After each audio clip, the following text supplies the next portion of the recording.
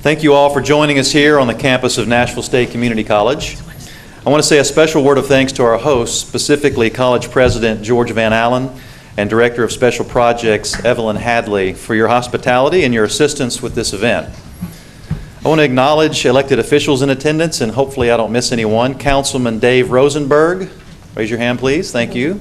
Councilman Freddie O'Connell, if you'll raise your hand. Anyone else that I missed? Thank you for being here. Last week, we were thrilled to celebrate the news of our district's graduation rate, which now stands at 81.6%, the highest it's been since the state raised the bar in both how it measures on-time graduation and how it holds districts accountable for tracking students who have unenrolled. Our graduation rate increased nearly 3 percentage points in just 1 year and nearly 20 percentage points over the last 10 years. The vast majority of our high schools, 18 out of 23, saw increases this past year, with Martin Luther King Jr. Magnet remaining steady at 100%. Even more notable than the district's overall improvement is the improvement we're seeing with individual subgroups. Over the last 5 years, while the district grad rate went up 5.4 percentage points, the grad rate went up 7.3 percentage points for our economically disadvantaged students, 8.7 percentage points for our students with limited English proficiency, and an amazing 12.8 percentage points for our Hispanic students. These rapid gains are helping close the gap between these subgroups and their peers. It's also worth noting that our progress is far exceeding statewide results. While we saw an increase of nearly 3 percentage points this past year, the statewide graduation rate increased only 0.6% during the same time, and our improvement also surpassed the other 3 large urban school districts in the state. While it's important to celebrate this progress and recognize the improvements being made, particularly in our high schools, we felt it was important to do more than just pat ourselves and our high schools on the back. Today, we want to have a meaningful discussion about how we're making this progress, what we can learn from our success, and where we go from here. Specifically, how we ensure our students are not only graduating, but graduating prepared for the rigors of college. Our students have more opportunities than ever to be exposed to college opportunities while still in high school through programs like dual enrollment and non-traditional schools like Middle College, which is located here on Nashville State's campus. We hope you'll join us for a tour of Middle College at the conclusion of today's event. These opportunities to experience college classes while still in high school are incredibly valuable because we know that students who have a positive experience with a college class before getting their high school diploma are much more likely not only to attend college, but to succeed in college. And that's our ultimate goal. Education doesn't end at high school graduation. In today's world, students need some type of post-secondary degree to acquire a good-paying job. Our responsibility is to ensure students graduate and can be successful in what comes next on their education continuum. I look forward to today's discussion. I want to thank our panelists for taking the time to participate in this event. And I want to encourage all of you here today to take part in the discussion. Our moderator, David Plazas, will give some additional details here shortly on how you can do that. It's now my pleasure to introduce David Plazas, who I'm sure most of you already know. David is the opinion engagement editor for the Tennessean. He chairs the Tennessean's editorial board, writes editorials and blogs, and leads community engagement for the newspaper. His charge is to serve as the Tennessean's voice and also to connect and engage with voices across Nashville. With that job description, I couldn't think of a better person to help guide today's roundtable discussion. I'll now turn it over to you, David. Thank you.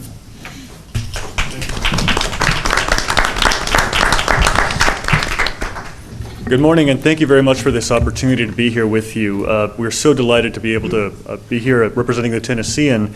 And as an employer, one of the things we're always looking for is qualified graduates. And you're absolutely right, Chris, that high school education is not the end of education.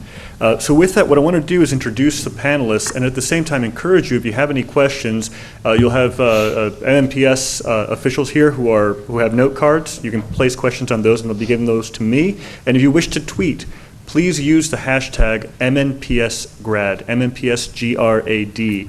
And we can also have a lively discussion via Twitter. I'll be reading some of those tweets, and also Joe and Janelle will be giving me some of those tweets as well.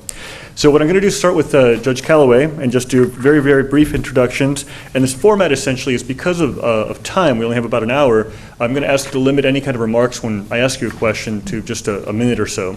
So first of all, I'd like to introduce Juvenile Court Judge Sheila Callaway, right there on the end. And next, Lucia Folk, who is Vice President of Public Affairs for CMT. After that, Melissa Jaggers, Associate Executive Director of Alignment Nashville. Dr. Bill Warren, Executive Lead Principal for High Schools. He has overseen schools, Academy at Opry Mills and also the Academy at Hickory Hollow, and was also Principal at Academy at Old Cockrell. After him is Mr. Roderick Manuel, Principal of Middle College High on the Nashville State Community College campus. Dr. Schuler Pelham, Principal of Hillsborough High School and former Principal of Overton High School. We have Mr. Clint Wilson, Principal of Glencliff High School. Dr. Nicole Cobb, Director of School Counseling for Metro Schools. Dr. Mike Lee, Chair of the Department of Information Technology at Trevecca Nazarene University. And Dr. Carol Martin Osorio, Dean of Student Services at Nashville State College, right here, who's hosting us. So thank you very much, Nashville State Community College. What I'd like to do is start with a question about graduation and innovation. We certainly know that graduation is essential. Our rate is over 80%. What are some of the innovative ways that you're seeing or that you're employing in order to see students graduate? And perhaps we could start with Judge Callaway, and we can certainly go around for a quick round, just a minute or so, please. Thank you. I'll just say, first and foremost, thank you for allowing me this opportunity to be on this esteemed panel and to talk about the great improvements of Metro schools. The thing that I would like to focus on the most, or one of the innovative ways that I think that has made a difference in our graduation rates, is the academy system. And the academies, and we are, as a juvenile court, a partner with several of the schools, particularly Cane Ridge, and we have an opportunity to go in there. We also have youth courts in 4 different of the high schools: Antioch, Cane Ridge, McGavick, and Whites Creek. And in each of those cases where we are working directly with the students, we see that the students are excited about learning. They're excited about being there. It increases the rate of attendance, and because they're at school, they're learning. Because they're learning, they're having an opportunity to graduate, and that is what we're really excited about. Thank you very much, Judge. Thank you for having me. Lucia Folk. I work at Country Music Television, CMT, and we partner with McGavick. And I would say everyone talks about the academy structure and the theme and pathways and connecting to business, which is amazing. But I think one of the 2 things that have been so powerful about it are the partnerships sort of in the schools with the advisory boards with the teachers, as well as the partnership council structure that supports, through the chamber, that supports the academies. This is the first time that you've got business people advocating on behalf of teachers and bringing them into their business and teaching them about what they do. Education is not a place that is very easy to say, hey, this isn't working. And teachers have not necessarily been empowered in that way. And so when we get to see that on the ground as business partners and elevate concerns, and also through the partnership councils, we can see sort of things that are getting in the way or credentialing requirements, that sort of thing, of getting in this, I always think of the nursing piece, right? To get a full-time nurse to come and work in the schools for 1 day a week is not going to happen if you don't lift some of that, and sort of harnessing the energy of the business partners to sort of be vocal and elevate that to the CEO level to advocate on behalf of the schools in conjunction with them has been very powerful. Thank you very much. Melissa Jaggers? Yes, thank you. I'm so glad to be here today celebrating. And I think one innovation that Nashville has really embraced is the idea of collective impact. And that's something that we see through the partnerships that come around that a lot of people really don't even know happen on a day-to-day basis. But when you look at across the continuum, for raising the graduation rate, there's not one single solution. It really does take multiple perspectives and solutions. And so Last year alone, more than 250 partnerships through Alignment Nashville helped with everything from pre-K, kindergarten readiness, all the way through the continuum to now working on high school ACT prep. So looking at the highest priorities in the district and making sure that our partners are working together to help achieve those outcomes. Thank you very much, Mr. Bill Warren. I'm Bill, sorry. I'm Bill Warren with MNPS, and it's an honor to be here. I think one of the huge things that we've done, ditto on everything that they said regarding the academies, but also we took the philosophy of making sure that we had something for everyone, and we developed several non-traditional ways of people earning their diploma through the academy at Opry Mills, Hickory Hollow, and Old Cockrell, as well as Big Picture, as well as Middle College, as well as virtual school. For example, in the last 6 years, the 3 academies at Hickory Hollow, Opry Mills, and Old Cockrell have produced over 2,000 graduates in the past 6 years. We think that's a huge contribution to not only MNPS, but to the community as well. Also, with the emphasis, we are now going with trying to get kids involved in post-secondary education. And last year, I had 54 of my graduates enrolled here at Nashville State. I had 4 at UTC, my alma mater, 1 at Austin Peay, 3 or 4 at Middle Tennessee. So we are engaging and getting them in looking at the big picture and just not immediate gratification. We were able to flex their schedules according to what their life needs were. Many of our kids had kids of their own, different kinds of things, but the whole district pushed hard about there should not be a kid that we come to and say we don't have anything for them. So that has helped with all the high schools as well as any of the non-traditional high schools. Thank you very much, Roderick Manuel. And again, the question involves innovative ways that you're seeing schools, businesses, others engaging students to improve the graduation rate. All right. I'm Rod Manuel, principal of Middle College High School here on Nashville State Community College campus. Some of the innovative ways that we've addressed graduation is just through the dual enrollment process. A lot of business partners and community members know nothing about Middle College. And Middle College has been here on Nashville State Community College since 2006. And some of the ways that we address graduation is, like I said earlier, is through that dual enrollment process. Many of our kids come from all over the district. We have no zone. There's an application process, and our kids take college level courses as well as high school courses. Those kids that focus on those college courses, it accelerates their pathway to graduation. And a lot of the kids don't realize that until they get here and they're enrolled in a dual enrollment class. And those are ways that we are looking at graduation and attracting students to Middle College. A lot of our kids are first-time attendees of college, and having that opportunity and being exposed to the college environment is really inspirational in terms of getting kids to graduation. Thank you very much. Clint Wilson. All right, I'm Clint Wilson, principal at Glencliff High. Just to kind of understand a quick background, Glencliff is, for the first time, got an 80% or higher graduation rate.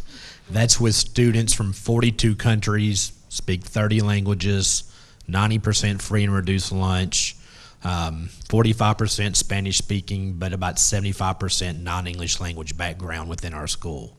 So to see the gains we've had have been in part due to community, you know, hearing from the business partners, juvenile justice system, Alignment Nashville, also from the district with the school options that we have. But at a school level, it looks a lot different. It is really meeting with kids at a one-on-one basis and providing the support and structures they need for success. Every kid is different. We've raised our college going rate 200% in the last 3 years.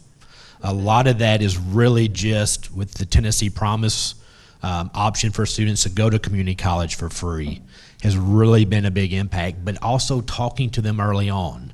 I think a lot of times we didn't really stress college until they were seniors. Now we have freshmen learning and doing college visits and looking at what do they need to go to this college and how does that tie into their major. We have programs in our school, one called Escalera, that really focuses on first-time Spanish-speaking students, but it's open to all students, of really pushing them to get into college giving them the resources that they need, meeting with kids individually. College signing is our event. It used to be for sports, you know, you'd have everybody get together and celebrate that kid going to college on an athletic scholarship. We celebrate as a school every student going to college by having a senior college signing day where they walk on stage, they drop down their t-shirt.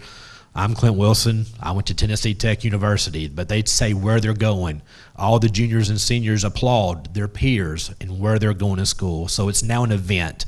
It's not just something that happens. It's something that we look forward to as a culmination of the high school experience. Thank you very much. Dr. Cobb? Thank you. I'm Nicole Cobb, Executive Director of School Counseling for Metro Nashville Public Schools. One of the most innovative things that I think our district has been doing over the past year is we have created a pre-K-12 college and career strategic plan. So in the past, we focused on college when our students got to high school, and now we have a concrete plan that starts building college aspiration and knowledge starting in pre-K. And I'm excited to announce that First Lady Michelle Obama has recognized our efforts, and we are seen as a best practice, and next week I'll be spending some time with her at her Reach Higher event and sharing our strategic plan with other school districts around the country. And then the second thing that we have aggressively done as a school district is go after grant funds specifically targeted at college access. And our district is fortunate enough to have a $3.4 million Gear Up college access grant, which puts college coaches in our schools and provides resources so that our students have opportunities to get on college campuses, in-state and out-of-state, has mentors and supports with their FAFSA college applications, and support schools like Glencliff with our college signing days. Thank you very much. Dr. Pellin? I think, and I'll have to apologize up front. I am going to have to leave a little bit early. That's why I switched seats. I think, when I think about it, of course, I absolutely echo everything that's been said already. What I look at really is the idea that we had some very intentional conversations around where were the problems and what were the problems, and then finding ways to align the resources to address those, and that's really a credit to our district leadership. For example, I would start with the fact that our graduation rate was never actually as low as the data showed. We had students graduating who were counting as dropouts because we weren't tracking where they went when they left our district. And so just the efforts we made at better record keeping, and that's a credit to Nicole Cobb's office, Mr. Fred Carr's office, we got a lot better at that. And so we started getting credit for the students we should have been getting credit for. We looked at things like, you know, some of the punitive disciplinary practices that we were engaged in. If you suspended or expelled a student for a calendar year, you could pretty much promise yourself that student was going to count as a dropout. And so we found better ways and other alternatives where we could keep students in school, hold them accountable when they break rules and do things they shouldn't do, but keep them enrolled and keep them learning. That was important. Things like the developing a curriculum that engages students better. That's the academies, absolutely. When students want to come to school and they want to learn, that's half the battle won right there. Those one-on-one conversations that Clint was talking about with students. When a child tells you, look, I'm not here legally, I don't have a social security number, I'm never going to get a FAFSA, I'm not going to college, that's a tough thing to work past, but you can tell that student, no, you can go to college, and even if you don't go to college, you want to come out of high school with some skills, maybe even some industry certifications that will help you. And so working through a lot of these very deliberate practices, things like, I can remember 10 years ago, if a student dug themselves into a hole at age 16 and they had 2 credits or 3 credits, they were done. There was nothing else to be done except to say goodbye. You know, you have to legally stay, maybe you can drop out and get your GED. Now, if a student digs themselves into a hole at age 16, there are options. They have hope. They can go to one of our non-traditional schools. Maybe even they're excelling, but it's not a good fit. So somewhere like Middle College becomes an option. So identifying where these issues were and aligning the resources to be proactive about that is really what I see as the major change in what we did to make things happen. And probably most importantly, our community was aligned as well. We have people from the chamber, people from Metro government, people from juvenile court, everybody working together on this, not finger pointing. Thank you very much, Dr. Lee. Great. Yes, good morning, everybody. I'm Mike Lee from Trevecca Nazarene University. I come at this from a little bit different perspective. Obviously, my perspective is that as a college professor. Really just echo everything that all the panelists have said, just great programs introducing these options for students to take advantage of. When I look at students coming into college, you know, probably two of the biggest stressors in life is moving and changing a job. And sometimes when we have students go away to college, they experience both of those at the same time. And it can be very stressful. And so this idea of engaging the students really early and giving them exposure to what a college experience might look like, either through college visits, dual enrollment, getting students on a college university, or college or university, and giving them opportunities to see what that life might look like becomes a really interesting and I think a very positive aspect to it. Not every student can go directly from high school graduation straight into a four-year university, but to give them different pathways so that we go through middle college or we go through dual enrollment, options like going into a vocation and then coming back and doing degree completion, just really exposing students to what all the choices might be early on and giving them that high school graduation is really that next step into a college education or higher education and how that might look like to advance their career. My goal is to always just have the students just really understand what the students' passion is and give them the skills so they can go pursue those passions. And so I think when we try to engage the students, particularly through the Academies program, where we can generate passion at the high school level, I think that drives them into future education and what that might look like.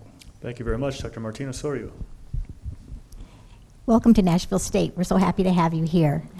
At Nashville State, we see ourselves in partnership with MNPS, and so we look for strategies for how to help students transfer either right out of high school or after high school when they have dropped out into a community college setting.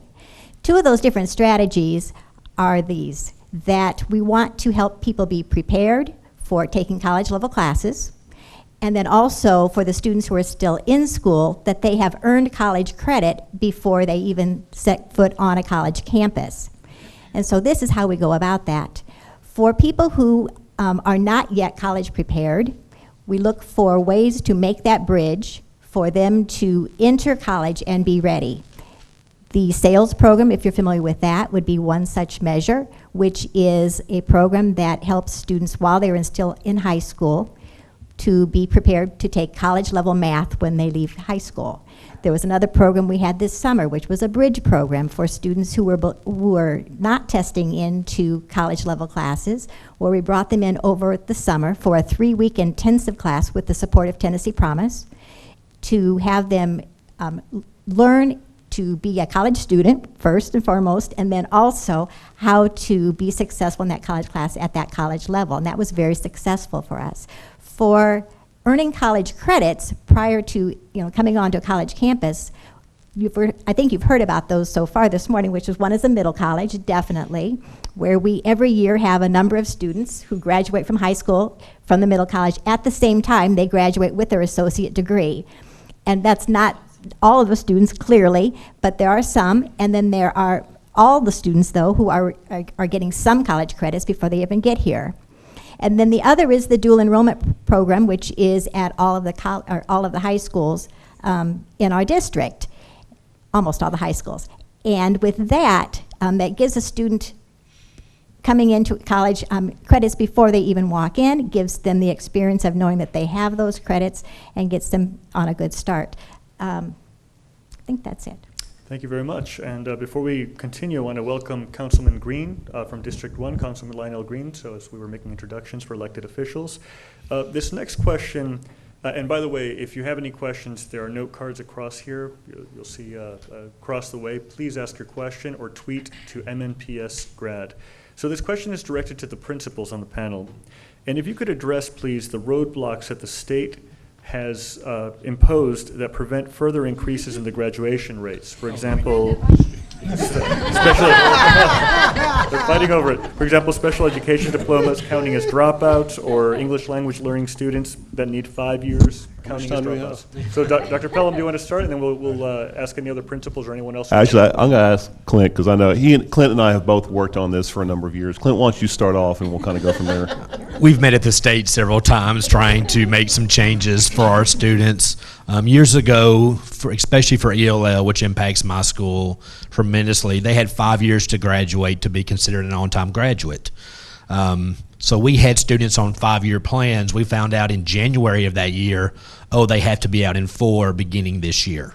So that means all those students on a 5-year plan were non-graduates based on how the state uses their formula. If you look at the research, it states it takes 4 to 5 years to learn a language at a level good enough to take tests, standardized tests, to be successful, yet we're expected to graduate 16-year-olds that come to me that have not been in a school for the last 4 or 5 years. They're 16, they enroll at Glencliff as a freshman. I have 4 years to get them out and to learn English. That is definitely one challenge that we face as a district in that area, especially for my school. Yeah, I would even say to echo that, Clint and I had meetings with folks from the state about this, and it took 1.5 years of meetings just to get an acknowledgement from the state that the decision of a 5-year versus a 4-year cohort for graduation is purely the decision of the Commissioner of Education and puts no federal funds at risk. That was 1.5 years of conversations just to get to that point, that acknowledgement, because we kept being told, well, no, you can't do this, a federal requirement. Oh, it puts federal funds at risk. No, it doesn't. It took 1.5 years to get there, and that was very frustrating. All the while, people acknowledging, yes, that makes no sense whatsoever to have a child come in from another country who's perhaps at a 3rd, 4th grade level of education, who speaks no English, and immediately begin testing these children and hold them accountable for earning a diploma in the same amount of time. And sometimes it's not even the same amount of time, because if a student comes in March of 2016 and they're enrolled from March through May, that counts as their first year of school. That counts as their first year. It's not a full year, but that counts as their first year. So sometimes you're only getting 3 years, and that's just inherently unfair. There are some practices we began using with newcomer academies to help go with this, but there were times when I asked, why does it have to be, and we were told, oh, well, that's, no principal's ever lost their job over graduation rate. Like, well, yes, they have. Pretty much. And furthermore, we're losing the battle of public perception. And and so she would say, well, you can still enroll that child and keep them there. Yes, but we have to make a decision. Either we do what's right for the child, or we do what's the best benefit of the school. Why can't we do both? Why does it have to be either or? Why can't we have a decision that's both in the best interest of the child and for the betterment of the school? And that was just a frustrating process to deal with. One more quick addition. I know Tennessee on vote last year was on undocumented students receiving access to college. I believe we missed by 1 vote on that. It's hard to sell a kid on high school diploma when they don't see a better option than what they have at 16 without one versus 18 with one. Having a conversation with that kid, well, by then I can be a supervisor and make $2 more an hour. It's kind of hard to argue that with a kid when they say, I can't go to college. I do want to thank Trevecca, since you're in the room, really working with us with undocumented kids. Our valedictorian a few years ago was undocumented. Without financial assistance from private universities, which is the only place they can receive it, she would not be in college today. So opening doors for our kids is definitely one area that we need to improve as a school district, but also as a state, if we want all of our kids to be successful, and all really means all.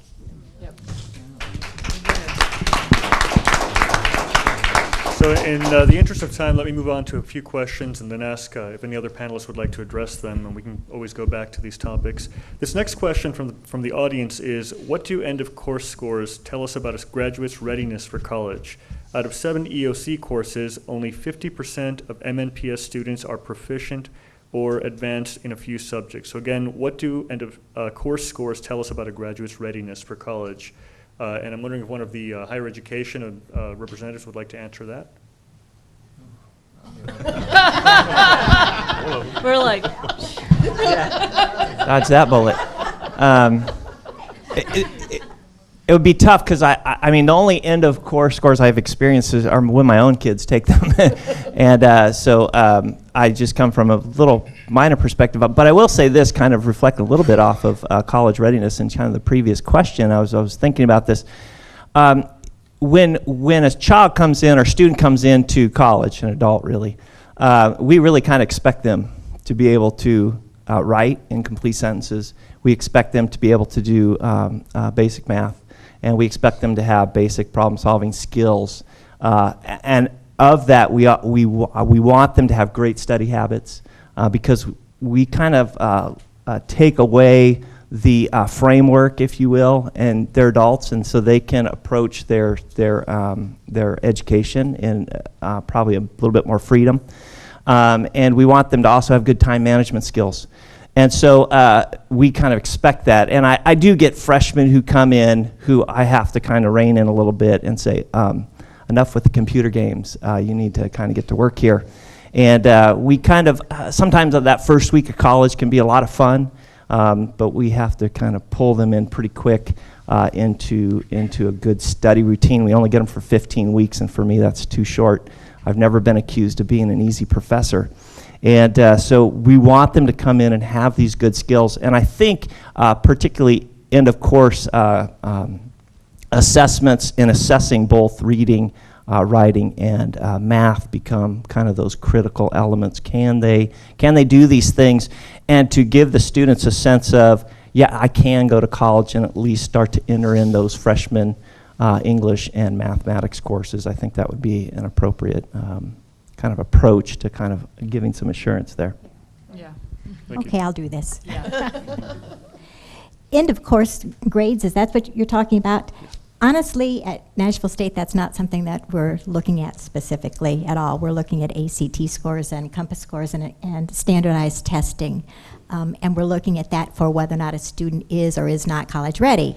And we are open access, and so if a student is not college ready, then we have supports in place for that.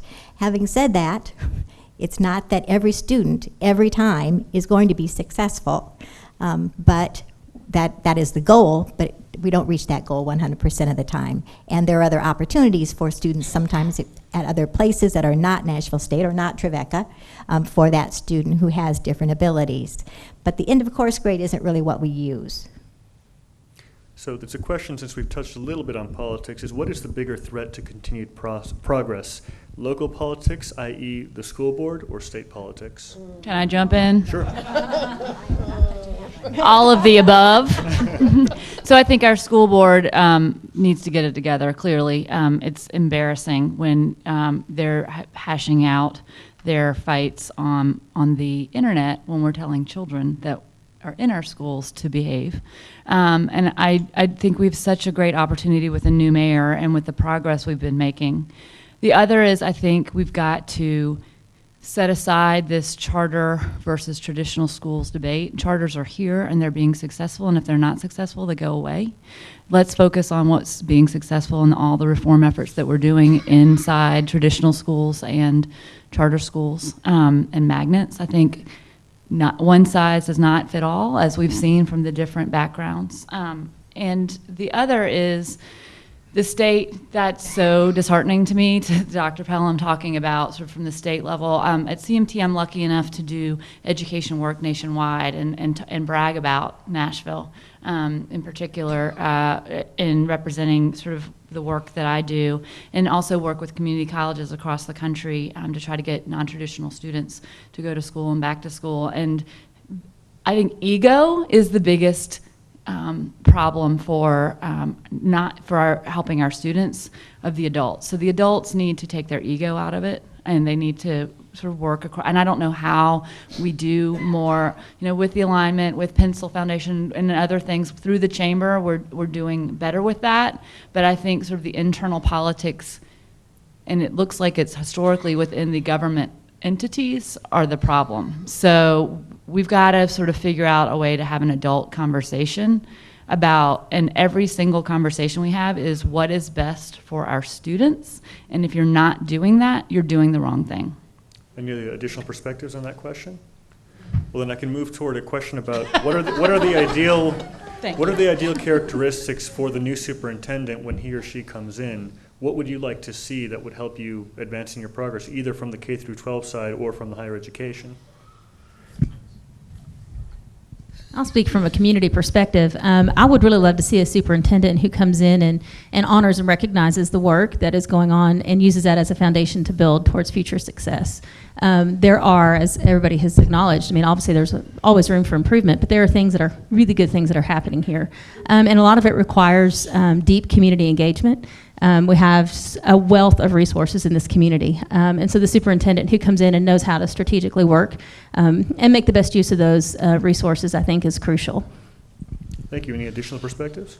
For me, it's continuing what we're doing well. The academy model is a successful model for our students, but also looking at what are we doing as a district that might not be in the best benefit of our kids anymore, and be willing to take some things off the table, because I feel as a principal so much is being added, but now my plate has sidebars instead of saying the same size plate.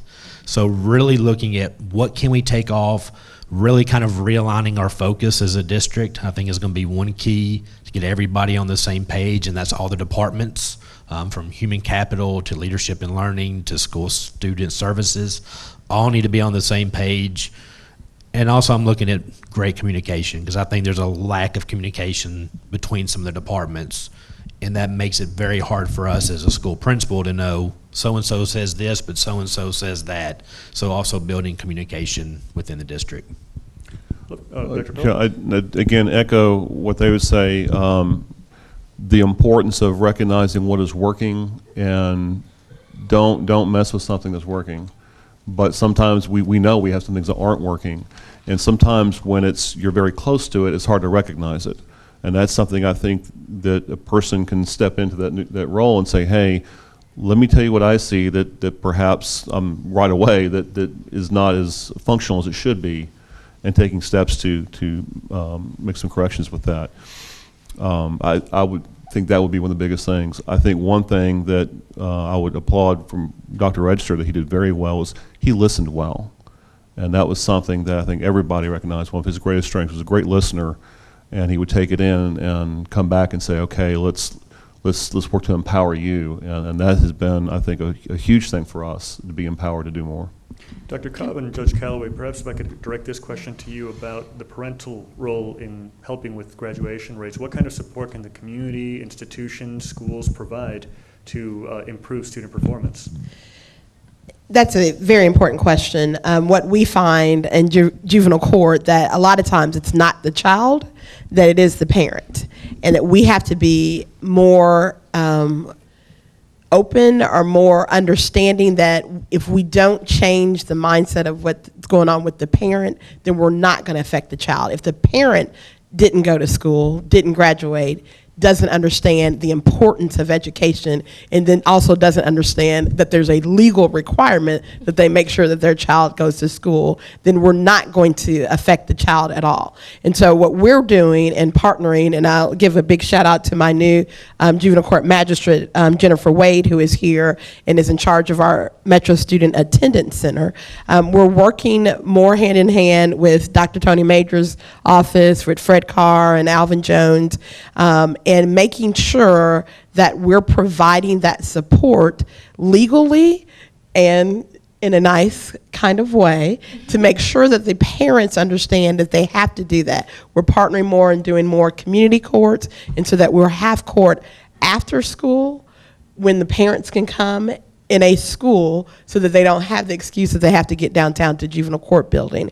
We're doing more Saturday parent universities, so that not only that we can, in the courtroom make them do stuff, but we give them the tools at the universities to understand why it's important to do those things. And so we have to, on every level in the court system, I know, and I've we do this on a everyday basis, or at least we try, is that we have to affect the parents, find out what their issues are, what their needs are, what resources that they need, help the entire family, not just to focus on the child, but the entire family in order to make some effective change. Dr. Cobb, from your perspective within the school, could you address this as well? Sure. I echo, Sheila, your comments, and we really believe that parents are a critical guiding force in their lives, and that we must have them at the table or we will not see our students succeed to the levels that we want. And so how we're doing that in our schools is really asking our parents, what do they need, and meeting parents where they are. So instead of, it works best for the adults in the building to have parent-teacher conferences at 3 o'clock in the afternoon, we're talking about where are our parents already going. We're working with our community partners, Martha O'Brien, Kent's in the room, the Oasis Center, our faith-based communities, and going to where parents are with the information and access and knowledge, and that together we're going to be able to help all of our families in our college access work. Would anyone else like to take this particular question? All right, then let me move on to this question, which is, if we graduated 81% of the student body, how many students did not graduate? And the audience member asked in terms of numbers and not percentages. How many graduates, how many students did not graduate from MNPS? I'd first like to get a clarification. I don't have the numbers on that, but I do want to be sure I clarify something. I think this is something that's often overlooked and when reports are done. 81.6%, that represents students who earned a diploma on time, 4 years and a summer. There are many more students who earned a diploma, but it took them longer. And those don't get counted in the mix. Students that took them 5 years, 6 years.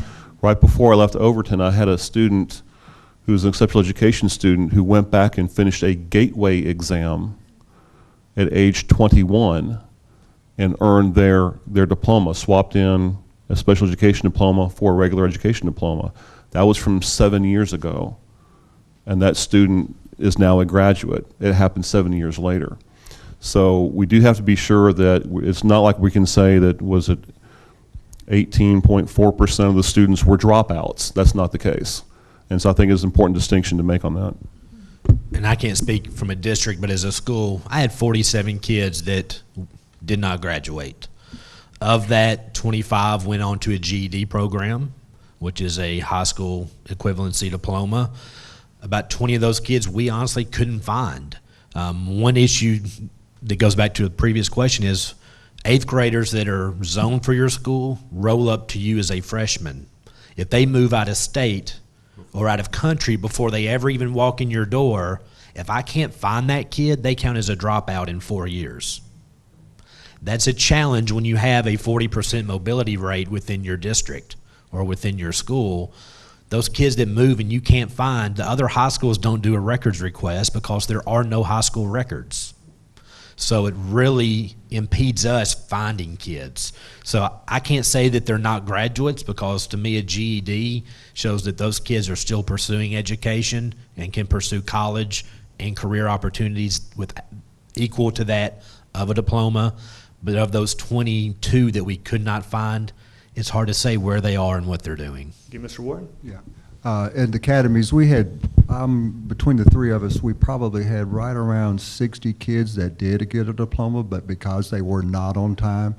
And may I throw exceptional education kids in there that I would love to see them have the courtesy of being given 5 years, which Denver does, because a lot of those kids have academic challenges. They hang in there, they tough it out, they get their diploma, but if it's not 4 years and 1 summer, it simply doesn't count on time, which I think is a shame, because they haven't dropped out, they gutted it out. And I think that's something to be recognized. Anytime a kid can walk out, chances are they're going to be successful in the community, or certainly their chances have increased greatly. So I don't have exact numbers in my head, but every year, probably 60% of our graduates are on time from the academies, and the other 40 are probably 5.5. And like they were saying, you know, we had a couple of kids in there. I let a 22-year-old slip through and get out. I was supposed to cut it off at 21, and I didn't have my glasses that day, and I didn't see that. That DOB just got away from me. What can I tell you? So, I'll let you give one other quick example of even sometimes when a student does count as a dropout, they're successful. Had a young man a couple of years ago, phenomenal athlete. He was not going to be an NCAA qualifier. He knew that. Got to December of his senior year, he dropped out, got his GED, enrolled at a junior college in the spring, got his grades up, transferred to the University of Tennessee. He wears number 6, I think. He's on their football team. He's getting more playing time as a defensive cornerback. He's enrolled at a 4-year university, University of Tennessee, Knoxville. Plays on their football team. But he counted as a dropout. Is he successful? Sure. He made it to college. But he made it to college as a high school dropout with his GED. That happens sometimes. And so even though 81.6 is great, it's a little deceiving if we don't get all the story behind that number. Before we continue, I'd like to welcome Senator Yarborough here, so thank you very much for joining us. And the next question I have, and perhaps we could talk to Mr. Manuel about this, because it's about the evolution of the graduation rate. We know that high school education is not enough. We know post-secondary education. How can we ensure that the young men and women who enter college finish to make sure that they can be competitive in the workforce? Well, some of the things that we're doing here at Middle College is our partnership with Nashville State. A number of our kids come into Middle College looking for that opportunity to attend college after high school. And the dual enrollment process is an excellent opportunity to expose kids early on in high school to what the expectations of college is all about. Since I've been here 6 years, and 100% of our kids have graduated. But when you look at our graduation data, it shows that 97.4% of our kids graduated from middle college. But piggybacking off what Dr. Pelham shared earlier, that's a little deceiving. And I can share that with you. A prime example, when the virtual school came into existence across our district, they were partnered with Middle College High School. And a number of kids that signed up to attend virtual school never showed up. And when those kids never show up, just a warm body in your school, in a classroom, those kids, if you can't track them down, are considered dropouts. And so the numbers are a bit deceiving. But getting back to your question about just kids having that opportunity, Middle College provides that opportunity as far as giving kids who would not necessarily attend a four-year college the opportunity to be exposed to just that college atmosphere, college environment. We're a small high school, and that gives us the opportunity to really focus on kids, their gaps, what their needs are in terms of getting them prepared for college. Because of time, I want to go to closing statements and essentially say something that is on your mind, that's burning, that you've been dying to say right now about this particular issue. And let's start with Dr. Martino Sorio and then work around and end with Judge Callaway. Okay, on my mind. I guess I would want to say thank you to the Middle College for their partnership with us. That Nashville State sees it as a great partnership and something that we invest in. The students attend classes, and our instructors do not know that they are middle college students in their classrooms, and that has been, from our perspective, a wonderful success.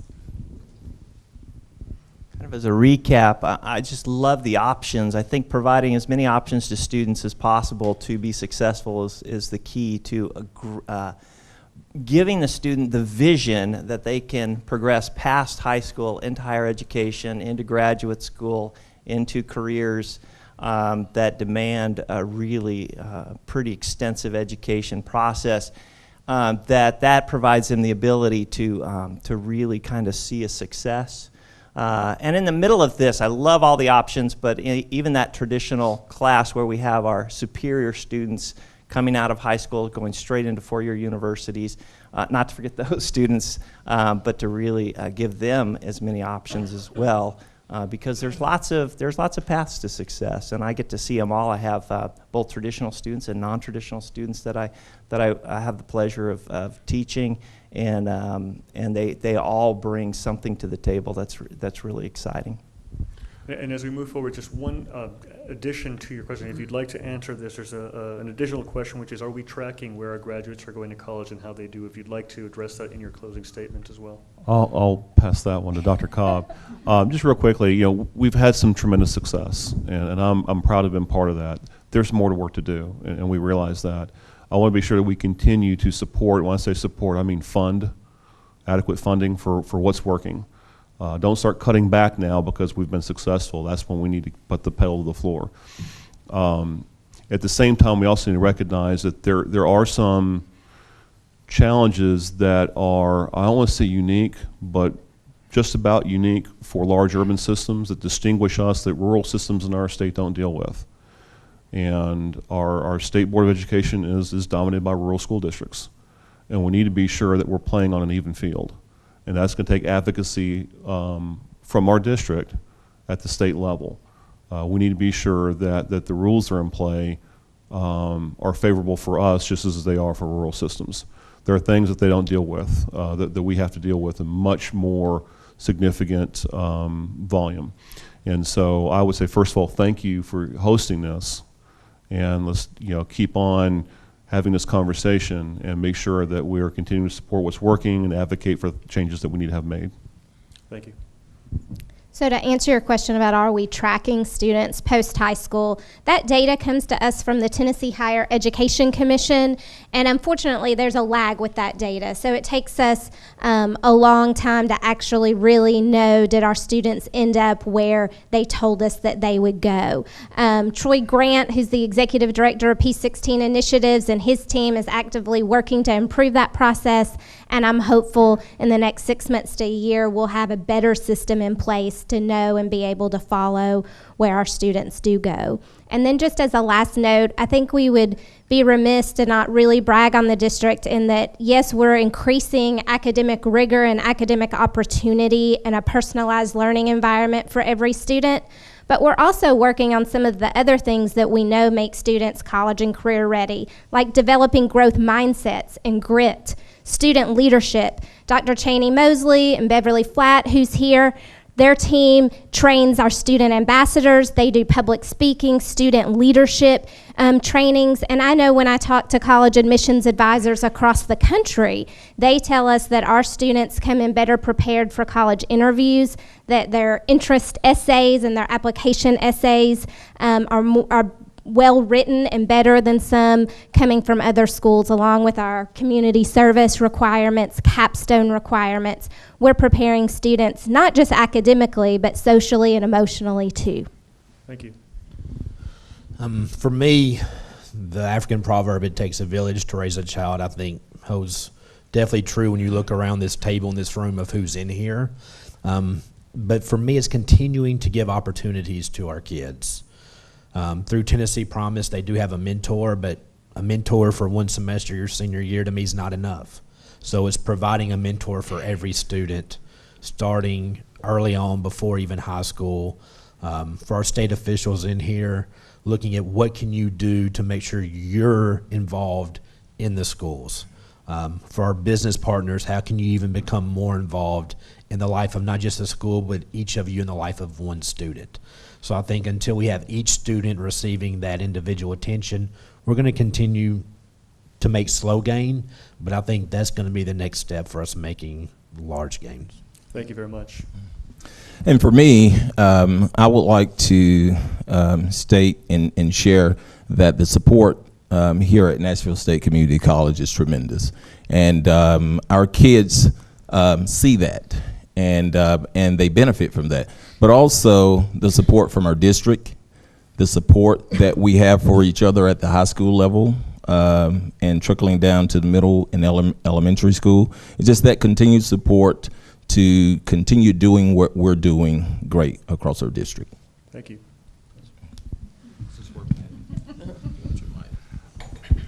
Well, I would like to see us become less adversarial amongst all the special interest groups and more supportive. It's kind of become sport. I was in the Y this morning, and there was a guy who was spouting off about our schools, and I knew I should have taken that opportunity to keep my mouth shut, but I just couldn't.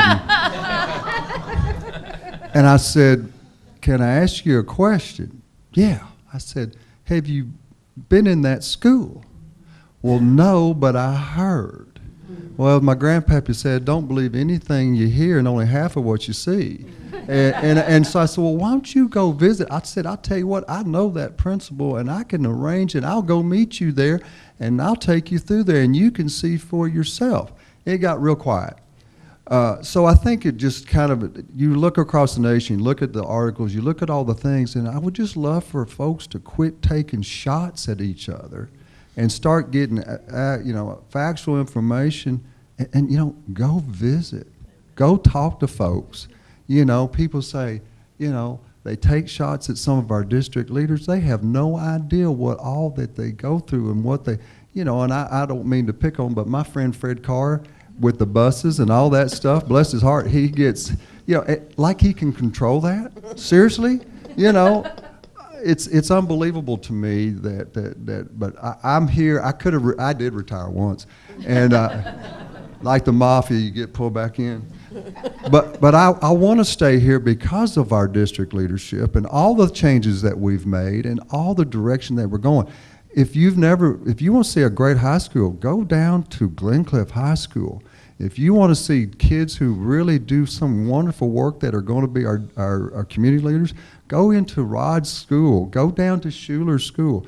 We have tremendous things going on, and I'm incredibly proud of the work we do. And I hope everybody else would go and really find out what we do and how we do it and the circumstances we do it under. And as my grandmama said, "Son, be nice. People think you're polite and they treat you better." Thank you. My grandma doesn't have anything to say about this, sorry. No, I really think that, just to echo the sentiments, when you look in this room, there are, I haven't counted, but I think there are probably more community and business partners here than there are educators. And I think that speaks to the interest and the level of engagement in our community in education. May not always be on the most positive tones, but I think that the fact that people are at the table and willing to be part of and have hard conversations makes a difference. But I do think that the community has to be willing, and I think we're where we are because the community has been all in on this issue. Maybe not all in agreement all the time, but they're at the table. I think the community has to be willing to take some risk along with the schools if they want part of the reward. And the reward is for all of us. It's not for the schools. It's for the students, and it's for our community's prosperity as a whole. So I think just as a whole, we have to be willing to put our resources, I guess, where our mouth is, and be willing to be all in and take some of that risk on with the educators. Thank you. Ms. Folk? I would say communication across all pieces and parts, right? So communication between all of the stakeholders from the community, from the district, from the state level. I think that needs to be better, and our community partners need to work smarter together as well, because to your point, Clint, we have enough people to see these children from pre-K to 12th grade. We're not aligning them well. And so the Tennessee Promise doesn't need to start over in sort of recruiting people. Let's look at the people who are already there and work with Pencil Foundation to see through their mentorship programs and through other entities like Communities in Schools where they're doing other great work as well, through Martha O'Brien, all of those things. Let's take advantage of the collective community that we have, the village that we do have, and take advantage and look at and audit what we are already doing and fill in the gaps. So I think we're just not aligning that in a smart way. And so I would think, and I would also say communication, I'm giving two because I always break rules, is Janelle Lacey should have a huge shout out here. She has put together a communication plan and implemented it for internal. People always love to give central office a hard time about their lack of communication, and Dr. Register really moved towards decentralizing control and empowering principals, but Janelle has we wept as a community member at the document. It's really smart, and it addresses a lot of these issues and puts it student-focused and family-centered and gets some of this internal stuff that doesn't work and external stuff handled. So those are the two things. Thank you very much. Judge Callaway? Yes, I will say I am speaking first as a parent of a child in Metro Schools at DuPont Hadley who is exceeding and doing very well. He's excited about going to McGavick in 2 years. He's excited about choosing what college already, and he's deciding between UT, which I've already asked, and Vanderbilt, which I've already gave him that he can go there as an alma mater. But you know, he's excited about what's happening in his education. And I, for a juvenile court judge, want every child to have that same excitement. When I became juvenile court judge, and probably about 6 months in, we had the opportunity for a child who made a very serious criminal mistake to graduate while he was in our juvenile detention center. He graduated from Whites Creek High School. We had a graduation ceremony. The principal from Whites Creek came, his parents, his family. He dressed up in his cap and gown, and he graduated. When he was released from detention, he went to college. He had that excitement even when he made a mistake. I want every child to have that same excitement that my child does and that child in detention did. And that's why I'm excited about what we're going through. Well, thank you very much, and let's continue this conversation going. A big thank you to Mr. Chris Henson, to Janelle Lacey, Joe Bass, and of course, our panelists here. Let's give them a round of applause.